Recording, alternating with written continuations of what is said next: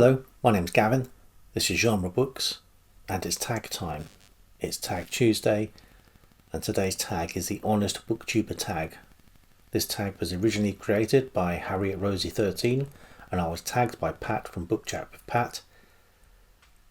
I have the questions written down. I don't have any answers.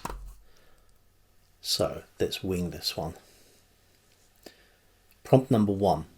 Have you ever lied about reading a book? When you cite a book in an essay, you cite another piece of work, are you lying that you've read that entire book that you're citing? These are secondary sources. I've just, taken what I needed and moved on. If that can be construed as lying, possibly. But where I've not read something, even though I will be displaying my own ignorance, I will cheerfully admit it because it's too easy to catch someone out. So when there was a tag a few weeks back and it was all Agatha Christie based, I had to come clean. Not read any Agatha Christie. Prompt number 2. Have you ever avoided a book because of controversy about the content or the author? No and yes. I won't shy away from something because of the controversy about the content. And to a large extent, I do try to separate author from their work. There are plenty of authors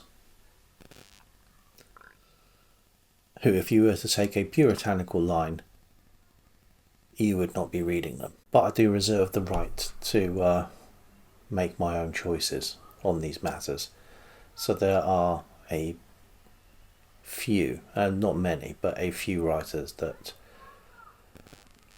I won't be going out of my way to get their books. And if I absolutely can't stand the writer,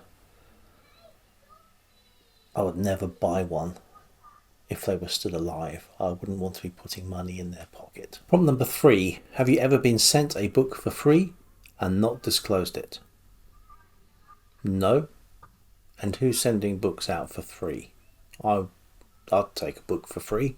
I'm not a reviewer of books. Although I should imagine if you were a reviewer of books, if you're sent something, this is professional and you are not beholden to disclose anything. In fact, it may be better for your career to occasionally have a dig at a book that you've been sent. So no, it's not something that's happened to me. And as we're being honest on the Honest BookTuber Tag, I don't want for books. Prompt number 4. Have you ever bought a book with no intention of reading it? No. Well, not if I bought it for myself. I always have the intention of reading it. I have the intention of reading everything that's here. Even the first Latin American debt crisis, the City of London and the 1822-25 bubble. I'll read it. I will read it. My intention is to read it. It's just that I haven't read it yet. Prompt number 5. Have you ever been caught up in BookTube drama? No. But I've only been here 6 months, so touch wood, eh? Prompt number 6. Have you ever had a hate comment and how did you respond? Again, I've not been here on BookTube for very long. I've had a couple of negative comments. And to be honest, it was easy to ignore. And they weren't personal. For Horror Mayhem, I did a video about a visit to Lamb House, which was the home of Henry James, and then E.F. Benson, and then Rumer Godden. So a very literary house. And I'd read a biography of E.F. Benson, and I'd read a short story collection of E.F. Benson, so I talked about E.F. Benson. And someone wrote complaining that I wasn't reading out the stories of E.F. Benson. That's what they looked at the video for. even though I'd not said that is what I was going to do. I don't think I was misleading anybody. But he was very upset. And it's weird, because it's an obviously nonsense comment. And I didn't let it affect me too much, but you pay much more attention to the one negative comment than the 10 positive ones. I think that's probably just natural. And I wavered a bit over whether to respond and tutor him in the ways of righteousness. But then I thought I'd just rise above it. I think I deleted his comment and left it at that. What's worse than the comments, though, is just the downvotes. I could tell he had downvoted because it had appeared at the same time. So at least, you know what, that's honest. At least, misguided maybe, but you know what? He's downvoted it and told me why. I don't like seeing a downvote when there's nothing in the comments. I'd much rather have a criticism. There may be some legitimacy to it. There may be something I should do different, better, what have you. There is someone, or it may be more than one person, I don't know if that's worse or not, who will leave downvotes on the Planet Stories deep dives. And I take the downvotes more personally than the comments, especially because I really enjoy the Planet Stories one.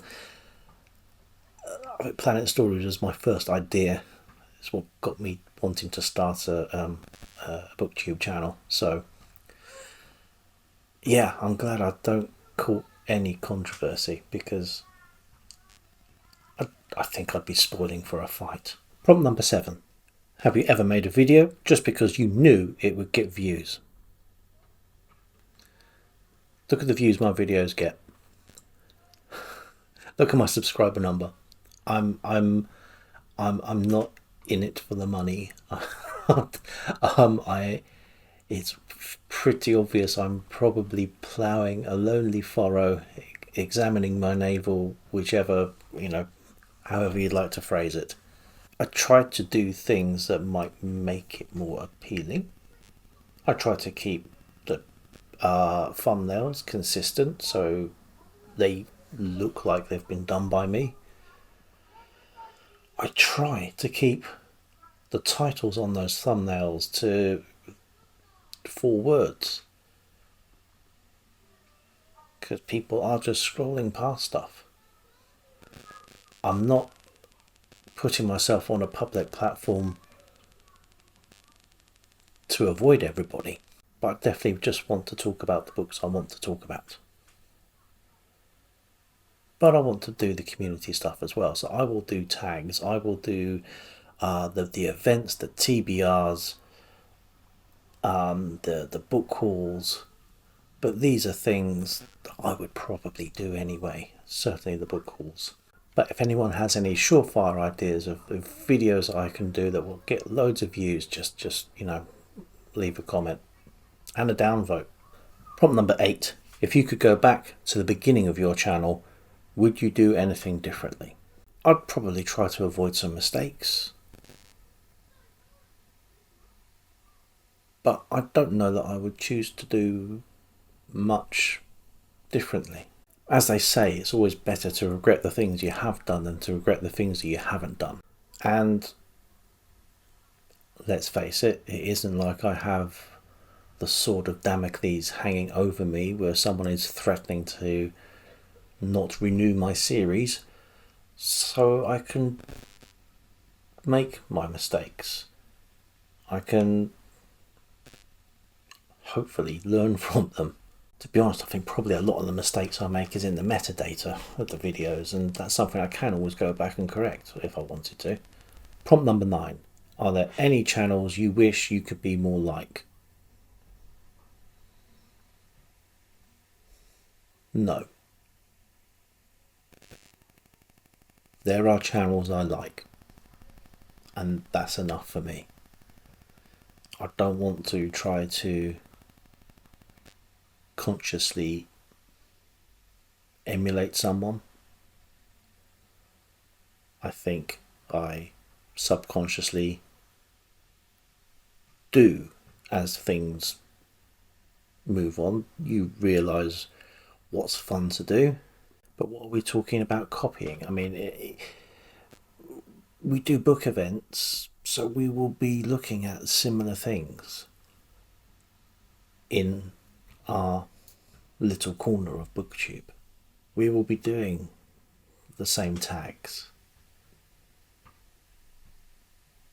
But that's sharing stuff. That's not copying anybody. I think there are a number of channels on Booktube, and not just Booktube, it's a YouTube thing, but there are a number of channels on Booktube that are very similar, very samey, talking about exactly the same books. It's just all a bit cookie cutter. Not you. You're great. What I like is the original stuff. What I like is the enthusiasm for getting stuck in to look at what's not the latest fad. The people I follow